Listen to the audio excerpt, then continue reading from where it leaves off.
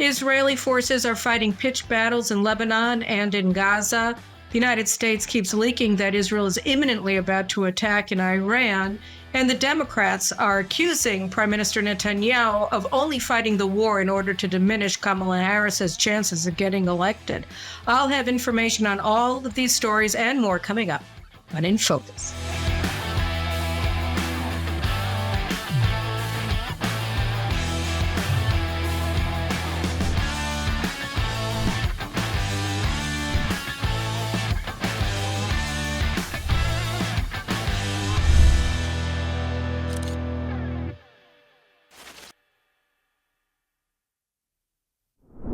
I don't know who's going to win the U.S. presidential elections in a month minus a couple of days, whether it's going to be Donald Trump or Kamala Harris. I don't know how to read the polls, frankly, because they tell you different things depending on whose interpretation you're listening to. But I do know that according to a poll that JNS did last week with Direct Polls polling agency, 65% of Israelis want Donald Trump to win, and only 13% of Israelis want Kamala Harris to win. The rest think that both of them might be bad for Israel or they don't have an opinion on the matter. That's pretty serious, 65 to 13. Okay, that's how Israelis feel. And why is it that Israelis feel that way? Well, let's think about it for a second. Because last week, or actually it was 2 weeks ago, and I talked about this a couple of shows ago, but the Times of Israel told us what the Biden administration intends to do to Israel on November 6th. Beginning on November 6th, they intend to start massively expanding the sanctions that they've launched against Israel since February 1st so far. They have 13 Israelis under sanctions. They just sanctioned a non-existent organization called the Hilltop Youth.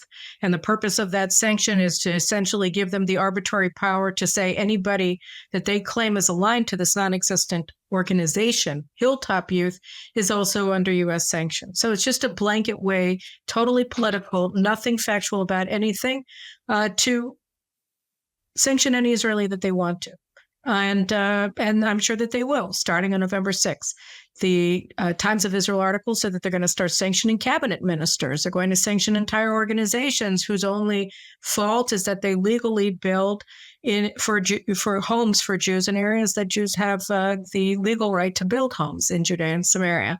And for that, they're going to be placed under U.S. sanctions and basically have their lives wrecked because they can't bank anymore. They can't carry out any financial operation whatsoever until and unless the executive order that Joe Biden issued on February 1st is canceled. The United States is also likely to go against Israel at the UN Security Council if Donald Trump is elected, because it's Times of Israel explained, well, if Kamala Harris is elected, they can do more with executive orders so that because she'll continue to uphold them when she comes into office. But since Donald Trump is expected to abrogate Biden's anti-Israel executive orders, the only way that they can maintain over the long haul their anti-Israel policies after Biden leaves office is by working through the UN Security Council. So that's also expected to take place beginning on November 6th. So that means that Israelis who are looking at the situation understand that our national interest is better served by Donald Trump than it is by Kamala Harris.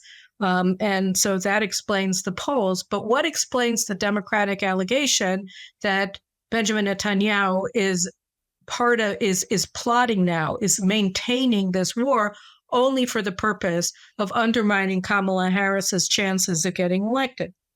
So first of all, we have to realize that this is both insane and also racist. Why is it racist? Well, why is it insane? Because it's taking a claim that's conspiratorial for which you actually have no proof, and you're preferring it to obvious reasons for Israel, for Netanyahu to be pursuing the war.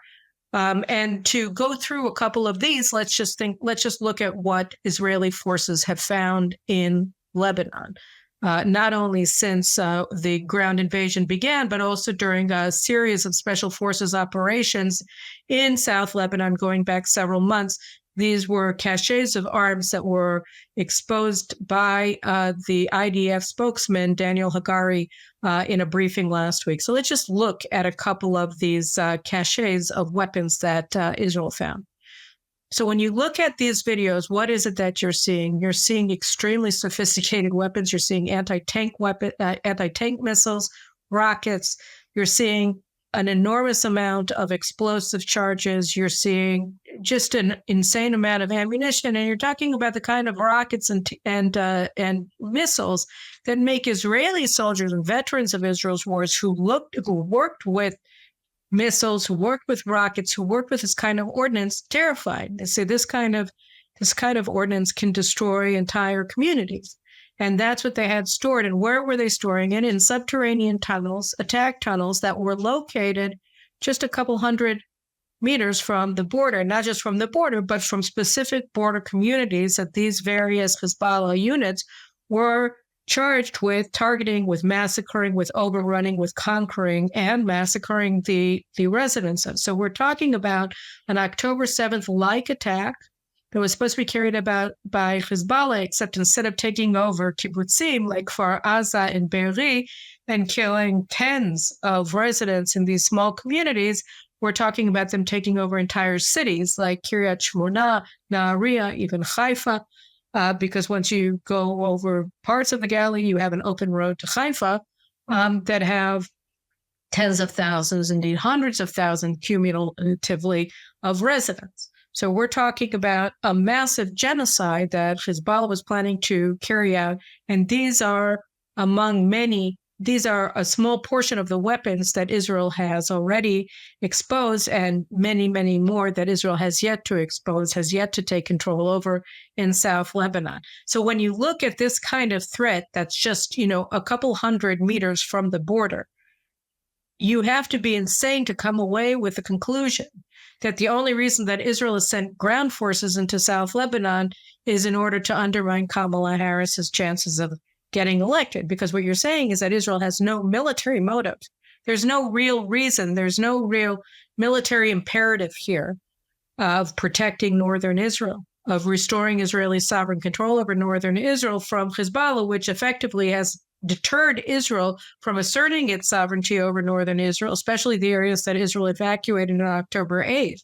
But in general, for years, because Israel knew that it had accumulated a very large missile and rocket and drone arsenal that was all pointed at Israel, and Israel knew that starting in 2018, Hezbollah had a plan to conquer the Galilee, and that it had the forces, the Radwan brigades, which are comprised of veterans of the terror wars of Iran, in Iraq and in Afghanistan and in Syria, and they're charged with overrunning Israeli communities. But according to The Hill, this is all nothing. This isn't why Israel is operating in Lebanon at all. Israel is only operating in Lebanon, according to, let me just see, who is it?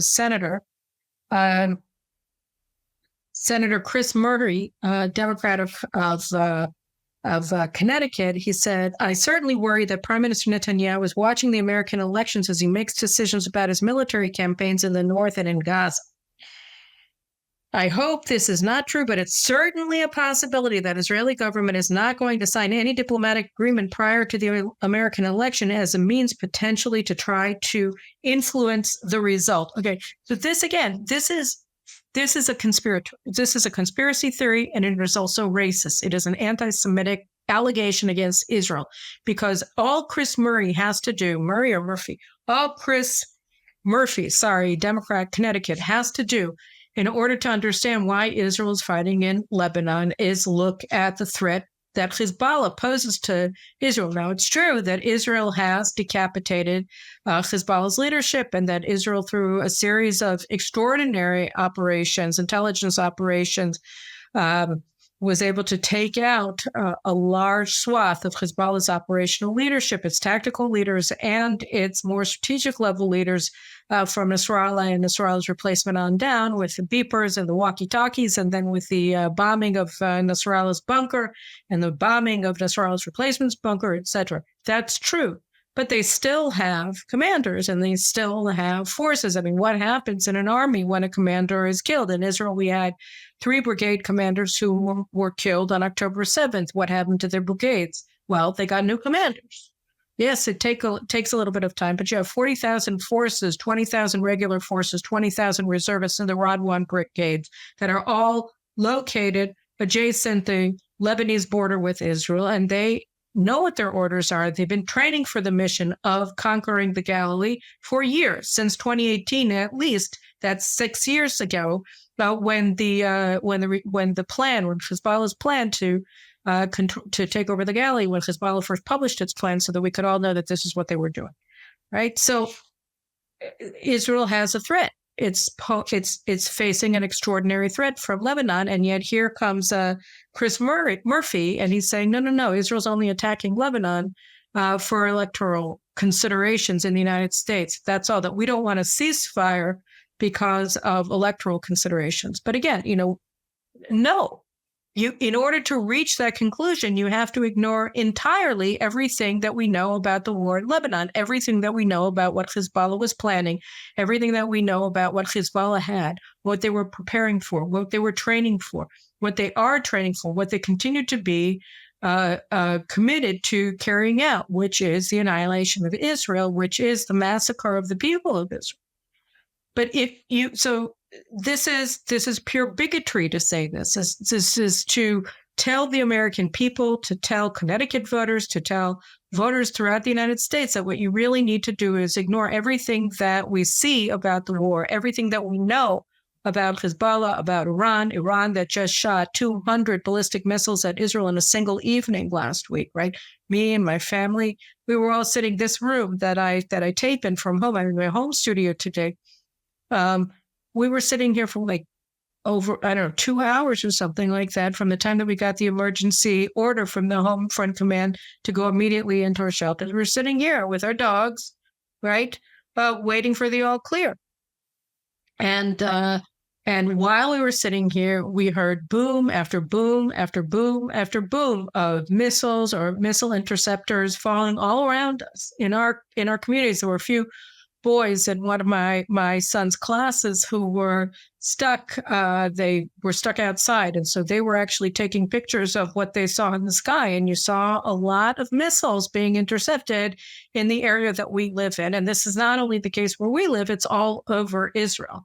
This was a massive ballistic missile assault on Israel. And Israel apparently intercepted about 85% of the missiles, but 15% or so got in. They caused some damage, not massive, but some damage to Nevatim Air Base. They damaged 100 apartments in Hoda Sharon. So this is a big deal, right? But Israel is also supposed to stand down, because if we don't, we're going to undermine. We're going to be accused. In fact, we're accused anyway of interfering with the American presidential elections. But we're in the middle of a war.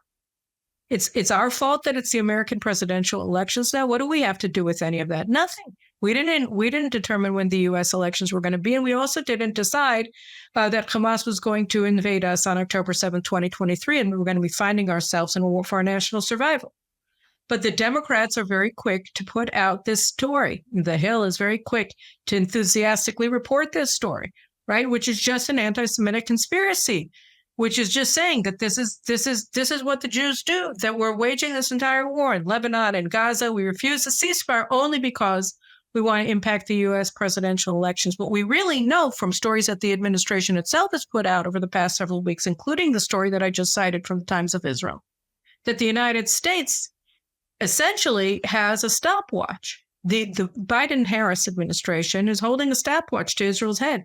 They're saying to us, tick tock, come November 6th, when we're no longer restrained by the need to pay lip service to supporting Israel, we're going to come after you. We're going to come after you with sanctions, and then they're already telegraphing what they're doing. So I mentioned in the opening that Emmanuel Macron announced over the weekend that he's going to place an arms embargo on Israel. And, by the way, just for the fun of us, let's just watch what Prime Minister Netanyahu had to say to Emmanuel Macron in response to his statement.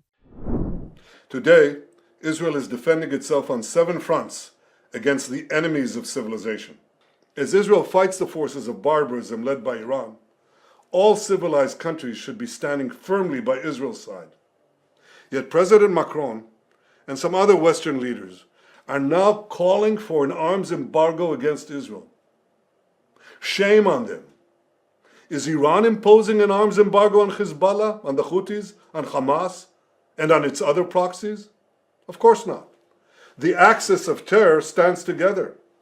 But countries who supposedly oppose this terror axis call for an arms embargo on Israel. What a disgrace. Well, let me tell you this. Israel will win with or without their support. But their shame will continue long after the war is won. So in addition to what Netanyahu said, which was just like, that was like a boss statement, saying that's a boss move, as I always say, that was a serious statement saying, yeah, right, we're going to win with you or without you. Without you, you're just going to be in shame, which is true. But, people say that Lebanon used to be the Paris of the Middle East. And now we know that Paris is more like the Beirut of Europe today. I mean, if you go to Paris, that's what you see. That's what you're feeling. You feel like you're in Beirut more than you feel like you're in Paris of yesteryear, when they used to call Beirut the Paris of the Middle East, right? So you had this transformation, and we saw it also over the weekend. I think it was over Saturday night. Israel attacked what was essentially supposed to be a Total Energy French-owned installation or gas station. I'm not quite sure. And look what happens. We bomb this French installation. Now look at what happens when it blows up. That's right. Those are secondary and tertiary bombs. That means that there are arms, caches, located underneath this French installation. Do you think the French didn't know that? Do you think that the French really don't know the nature of Lebanon that they so wish to uphold and protect? Of course they know. They've been playing this game for decades, right? France essentially worked as the Lebanese foreign ministry during the Second Lebanon War, which was really the first, people like to say this is the first Israel-Iran war, but actually in 2006, when Hezbollah opened fire on Israel in July of 2006 and captured, killed, and took hostage the bodies of two Israeli soldiers, reserve soldiers, and murdered another 8, I think, in their patrol along the border inside of Israel, right? And they started the war with this massive missile assault on Israel at the same time.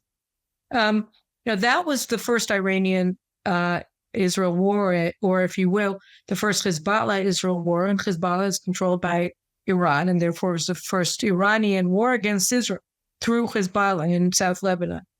And France acted effectively as Lebanon's foreign minister. Condoleezza Rice was in charge of getting Israel to heal, and with our not at all intelligent and not at all talented foreign minister at the time, Tzipi Livni, going along for the ride as her lapdog, and then the French acting essentially as Hezbollah's emissaries. They put together Resolution 1701, which, by the way, makes no mention of Hezbollah, right? And that was the end of the war. It was a very, very bad resolution for Israel. It could have been much worse, but it was a bad one because it pretended that there was some sort of international condominium of interest that were going to push Hezbollah forces away from the border. And in the event, they never did, because the only force capable of actually taking care of Hezbollah is a force that has a national interest, a vested interest in doing so. And the only force that has a vested interest in fighting Hezbollah, at least along the border with Lebanon, with northern Israel, is the Israel Defense Forces. So in the absence of an Israeli operation to push Hezbollah physically away from the border by annihilating its forces or by just physically removing them from the area and forcing them to go north, nobody's going to do it, and nobody did. But it was France that negotiated on behalf of Hezbollah, on behalf of Lebanon. So they've been at this game for years, and so first, Emmanuel Macron announces that they're going to embargo Israel, but in fact, Israel hasn't really received anything from France in terms of military supply since the 1960s. And second, we know, and he said it's because of the situation in Gaza. Oh, poppycock. It's because you're afraid of what we're going to discover about France's involvement with Hezbollah in Lebanon. And lo and behold, hours later, the IDF carries out this assault that is located of a Hezbollah arms cache that's located where? Underneath a Total Energy French-owned gas station or gas installation. I still haven't figured that one out yet, but a French equity, to use Obama's favorite word, inside of Beirut, right? That's what happened. So at least we know that in this instance, France had knowledge that their installation was used as a place to put arms by Hezbollah. All right, so that's that. But and then what happens after that? Tony Blinken puts out this statement. Look at that, praising France, praising Emmanuel Macron hours after Emmanuel Macron announced an arms embargo on Israel. So he then comes in and he praises him. He also praised Qatar because why not? The fact that they're the second largest state sponsor of terrorism after Iran is neither here nor there. They're fantastic because. And then on the other hand, this is what, and then Kamala Harris puts out this note on Twitter. What does she say? She's giving $137 million in U.S. taxpayer money to Lebanon. Why? Because it's a humanitarian disaster. What about the humanitarian disaster, for instance, in North Carolina? Well, FEMA doesn't have enough money because they used, $100 million or whatever it was to set up housing for illegal aliens. So now the North Carolinians who are stranded because of the hurricane, well, she needs $137 million to give relief to Lebanese who have enabled their country to be seized by an Iranian terrorist organization, Hezbollah, and for their country to be transformed into Iran's forward operating base against Israel. So they get the money. And that brings us, to sort of just to sort of, I don't know, put a cherry on top, right? So on the one hand, you have people like Chris Murphy who are accusing Israel of getting involved in the American elections by waging a war, because there's no reason for Israel to wage a war except to, undermine Kamala Harris's chances of getting elected on November 5th, because, nobody threatens us. We're the only actor here. Nobody else. It's not that we had around the clock the poor people in northern Israel. And I mean northern, not just in Kiryat Shmona and the Upper Galilee, whose communities have all been vacated and evacuated since mid-October. I'm talking about Haifa. I'm talking about Carmiel. I'm talking about communities that are very much populated still today. They had no high holiday. They had no Rosh Hashanah. They had no Shabbat, because hour after hour after hour, they kept getting called back into their secure rooms, their bomb shelters, etc. And I can tell you that, where we live in Gush Etzion, we've had very little, thank God, in terms of missile assaults in this area of the country to date since October 7th. I think we've been down in our shelter maybe a half dozen times.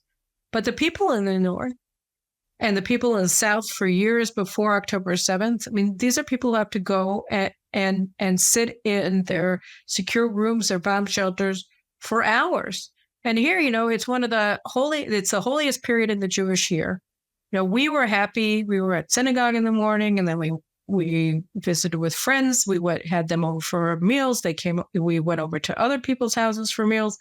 And we had a wonderful holiday for 2 days, and then Shabbat. These people had no holiday. We're talking about over 1 million Israelis. They had no holiday because every 15 minutes they have to go back into their bomb shelter. They can't go in the northern areas in the Golan Heights and, in Nahariya and other places. I don't know how many people felt comfortable going to synagogue. It depends how close the synagogue is to their home, because how much do you want to be exposed? You can be attacked and killed at any moment. You can't go to pray. You can't sit in your dining room and have lunch or dinner, because every 15 minutes, what are they doing? So we're sitting on the floor in their shelter, eating their holiday meals. I mean, imagine if this was Christmas in the United States, how Americans would feel if they have to do this. But according to Chris Murphy and some anonymous Senate Democratic source, he says the senior Senate Democratic aide backed Murphy's claim, noting Netanyahu has a long reputation as a meddler in American politics. I don't think for a minute that Bibi's not doing it just to impact domestic elections. I think he thinks he can get the Jewish vote to swing, but he may get the entire Arab American vote to swing. It's appalling, right? I mean, this is pure anti-Semitism. Right? It's got nothing to do with the war being waged against Israel along 7 fronts, all controlled by Iran. No, it's just because Netanyahu is a serial meddler in American politics. Give me a break, right? I mean, let's talk about the constant, continuous subversion, political subversion that the Biden administration has been carrying out against the Netanyahu government since, the election, since before it was elected, and certainly since it was elected, and throughout the past year, to undermine Netanyahu's ability to make decisions, to oust him from power, working openly with all of his political opponents, both in and out of the Knesset, in and out of the government, in order to constrain his ability to wage the war. But it's Netanyahu who refuses to be constrained by this subversion, by this political subversion, by this meddling on the part of Tony Blinken and Joe Biden and all of their, all of their underlings. Right. He's the one that's meddling in American politics. And again, it's true. 65% of Israelis against 13% of Israelis are for Trump and against Kamala or for Kamala Harris. Right. I mean, he's winning completely in Israel. Right. So it's true that Israelis prefer Trump overall to Kamala Harris and by an enormous margin, I doubt that even Alabama has such a big margin. Right. We're redder than any red state. But here you have, but there's a reason for that. And it's got nothing to do with being Democrats or being Republicans or Netanyahu being a Republican and not being a Democrat. It's simply got to do with the fact that we're fighting a war for our national survival, and the Democrats have been meddling in our internal politics to try to prevent us from winning. And here, we can go to just what Senator Cotton and Senator McConnell wrote in a letter to the president last week, where they said to him clearly, look, you have enacted an unofficial, illegal arms embargo against Israel, blocking weapon systems that the United States already approved and is now law, right? You're blocking JDAM's 2,000-pound bombs from being transferred to Israel. Right. I mean, this is, what did we used? We used JDAMs to kill Nasrallah and to kill Nasrallah's replacement. And every time, when I hear about 83 tons of explosives we used to attack Nasrallah, for instance. And so I hear this and I got to get scared because I say, well, the Americans have embargoed JDAMs. That means that, every bomb that we use for necessary military actions, because again, and these tunnels that we've found are dozens of meters underground, and it's pure rock. What are you supposed to use in order to penetrate them if not 2,000-pound bombs? I mean, you don't have other ordnance that can reach these kinds of, reinforced, incredibly dangerous underground tunnels that Hezbollah has built in Lebanon along the border with Israel. Right? What are we supposed to use? So they don't want us to use JDAMs, so they're blocking us. And I saw that there was a report in The Marker over the weekend, I think it was, or last week, that said that Elbit, the Israeli defense contractor, just got a $1.5 billion shekel contract with the defense ministry to build a factory that's going to produce JDAMs for the Air Force, which is great, but it's going to take a year or two for it to begin production. So we're talking about a plan that, I thought that it had already started. I'm actually a little bit concerned that it only was approved now. All the same, we're still going to need, a year or two to get this up and running. And in the meantime, obviously, France isn't going to give us JDAMs, and not only because they don't have them. And so here are the Americans who are embargoing JDAMs. They're also embargoing D9 Caterpillar tractors, which are needed for many things, amongst them mine removal, right? Mine detection and removal. So they're blocking Israel receiving D9 Caterpillar tractors. And so doing, they're placing the lives of IDF soldiers in danger. Why? Because D9 is like a popular thing for, Biden voting, Kamala Harris voting, progressive anarchists to point to and say, see, Israel is using this to destroy the homes of poor, guileless Palestinian terrorists. Oh, I'm sorry, no terrorists. They're all innocent civilians.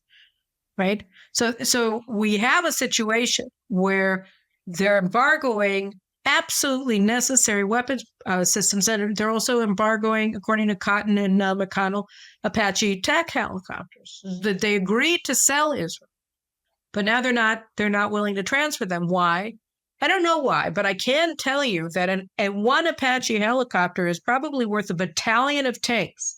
and it's much safer to operate in a mountainous region like Lebanon, okay, like South Lebanon. So if you're dealing with ground operations in Lebanon, one of the most effective tools of war that you can use is an Apache helicopter. So the United States obviously doesn't want to send them to us so that we can place all of our tank soldiers in harm's way in a way that would be unnecessary if we had the Apaches that the U.S. Congress had already requisitioned to Israel, and Biden had agreed to send and signed the bill into law. Right. So those are the three systems. And then Senator Cotton said that there are another 10 systems that Israel has commissioned to purchase from the United States, that the United States has been upholding the orders of these 10 different systems for over 4 months. So that they signed contracts with Israel to sell Israel things, I would assume, like assault rifles and ammunition for them. And they're not transferring them. They've been paid for, they're not being transferred. They've been approved, they're not being transferred. Why? It's an unofficial arms embargo. Well, Kamala Harris met with Arab leaders in Michigan. And just remember, I don't know if you saw this, but there was a report in I think it was in the Free Beacon. I'll look it up, but I'll put it up here right now. You can see that leaders in Dearborn, Michigan, right? Oh, I'm sorry, their website, Dearborn city website, posted a post celebrating the death of 8 Israeli soldiers in Lebanon earlier this week. And, they're all opposed to killing Hassan Nasrallah. You have a very large Shiite community in Dearborn, Michigan that supports Hezbollah. And Kamala Harris met with Muslim leaders and said to them, we want to get to an immediate ceasefire in Lebanon, ceasefire in Gaza, Israel to stand down in Judea and Samaria, because she's going after their votes. And here also, I think we get to the ideology at the heart of all of this, because, yeah, it's true. I saw a political piece that said that the Democrats are really worried now that they're going to lose Michigan because of the Muslim vote. But it's not just the Muslims that are voting against the Democrats. It's also working class whites, Hispanics, men who are making up increasingly Trump's vote base in Michigan, and not only in Michigan. So if Kamala, and they're a much larger demographic than the Muslim community in Michigan, where apparently the two candidates are split evenly, which means also, why would 50% of Muslims support Donald Trump over Kamala Harris when, despite everything that they may think of Joe Biden or Kamala Harris, they're much more anti-Israel than Donald Trump is, who just called for Israel to bomb Iran's nuclear installations, right? So why would, if all that was motivating Arab voters is Israel, then why would half of them be voting for Trump? And the answer is apparently not only among Muslim Americans in Detroit, but obviously among non-Muslim Americans in Detroit, taking it to Israel is not the most important electoral issue. And so you would be meeting with those people. You would be meeting with the working class in Michigan. You would be doing things for them if you wanted to go after the vote. You wouldn't be preferring aid to Lebanon over aid to hurricane victims in North Carolina. If you were thinking rationally about how to actually win an election, and less about how to adhere to the wishes of your hardest of hard line ideological constituents, then you wouldn't be concentrating so much effort on the Muslim community in Dearborn and in Detroit. You would be thinking about a much larger demographic of United Auto Workers, Teamsters, et cetera, which the Democratic Party is ignoring on behalf of a campaign that is tailored towards the most extreme fringes of the Democratic coalition. Why would you do this unless it was ideology at the heart of your campaign? And I would argue that you wouldn't do this unless it was ideology that was driving your campaign rather than political expedience, political interests of actually getting people to vote for you. But it doesn't matter, because you have people like Chris Murphy and senior Democratic sources in the Senate who are going to say that it doesn't matter because, you're right not to support Israel because there's no reason for Israel to be having this war. And the only reason that Israel is fighting at all is in order to undermine Kamala Harris's campaign. And this brings me to the object of all of their hatred. The one person who like all of their hatred is just kind of like, directed against. And who is that? Of course, it's Prime Minister Netanyahu, right? I mean, the bogeyman in this whole thing is Bibi, Bibi, Bibi, Bibi, Bibi, right?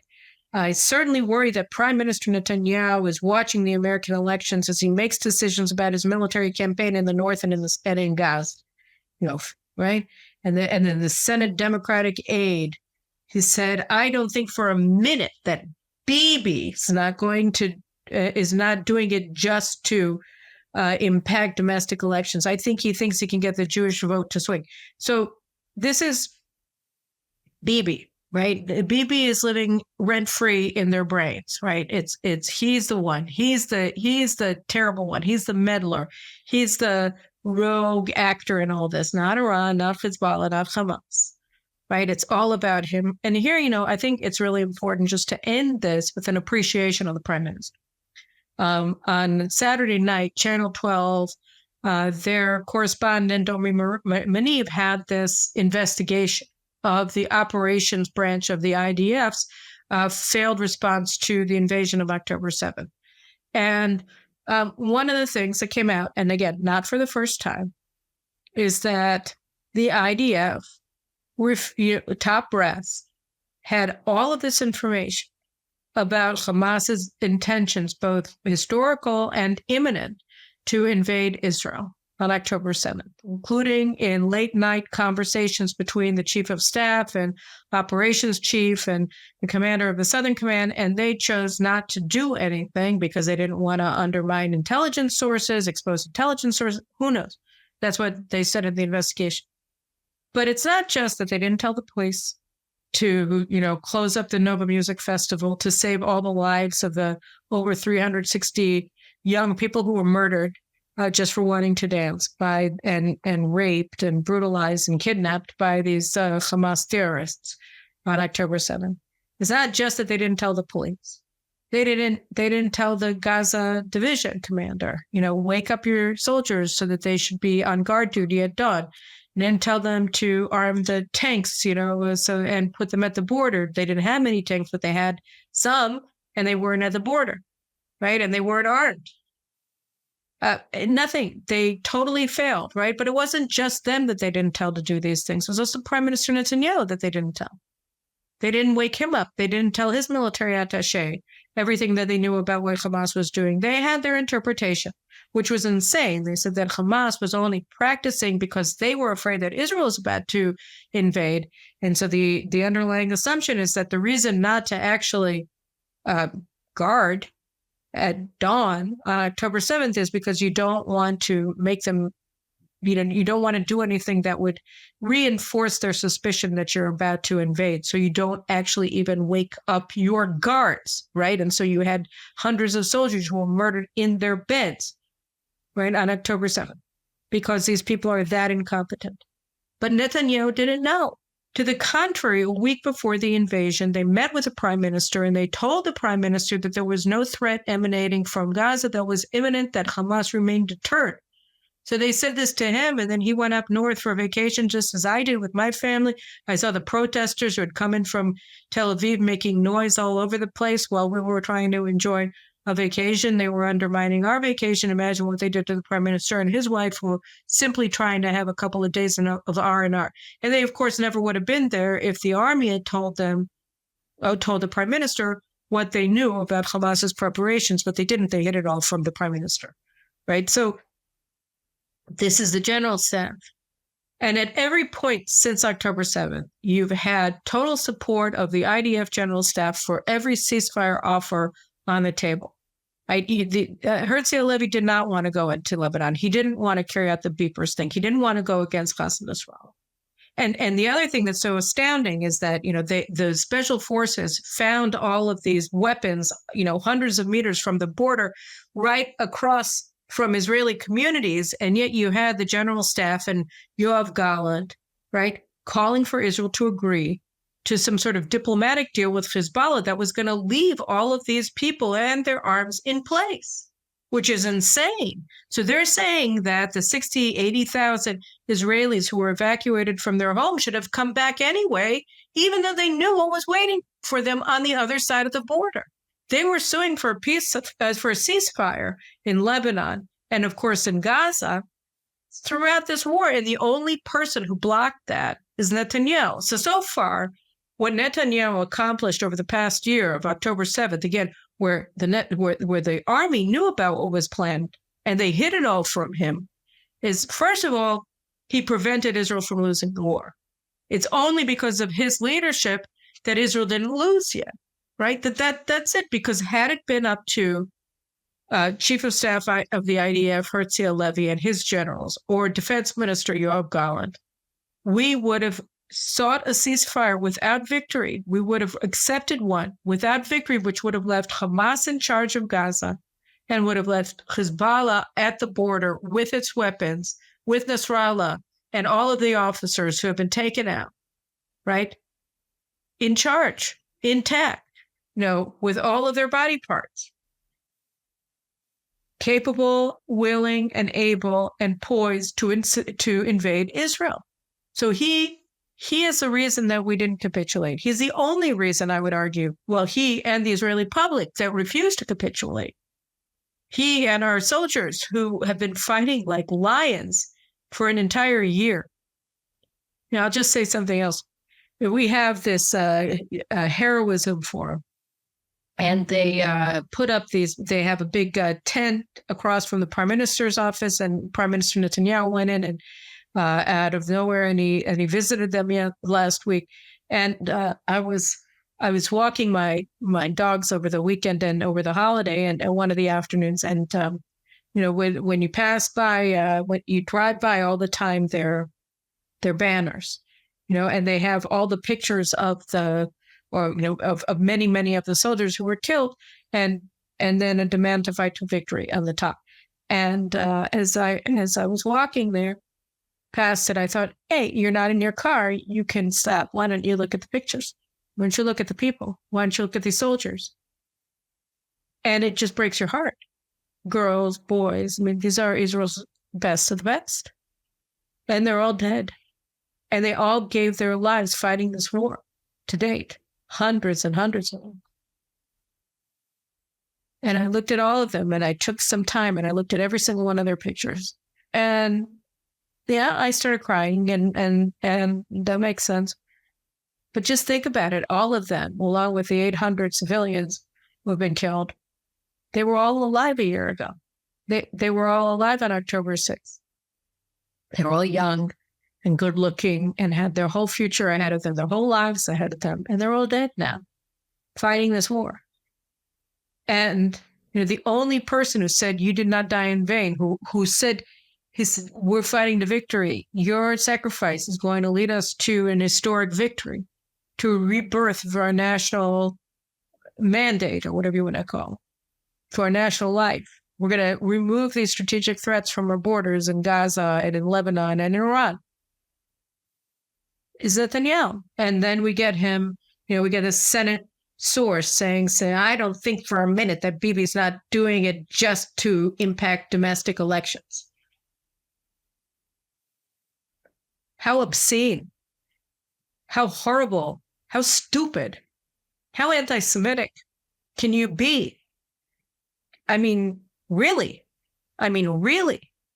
So you look at what we've sacrificed. You look at the heroism of our soldiers and of the parents of our society, of the mayors of these cities that are under attack. I've heard the mayor of Carmiel was just bashed over the weekend. I mean, his town was, and of all of these communities along in the north, all saying to Netanyahu, we'll take it. You just keep going. Don't stop.